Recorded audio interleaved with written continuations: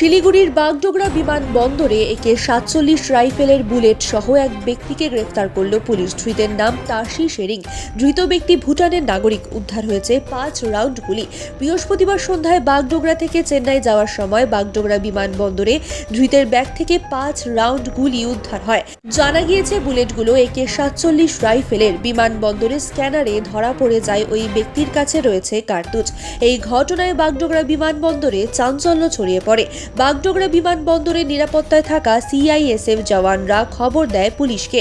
ছুটে আসে বাগডোগরা বিমানবন্দরের দায়িত্বে থাকা পুলিশ কর্মীরা। এরপর বাগডোগরা থানার পুলিশ বিমানবন্দরে পৌঁছায় এবং ওই আটক ব্যক্তিকে গ্রেফতার করে। জানা গিয়েছে ধৃত কুয়েত বিমানবন্দরে নিরাপত্তা কর্মী হিসেবে কাজ করেন এবং ধৃত ভুটানের প্রাক্তন সেনাকর্মী ছিলেন।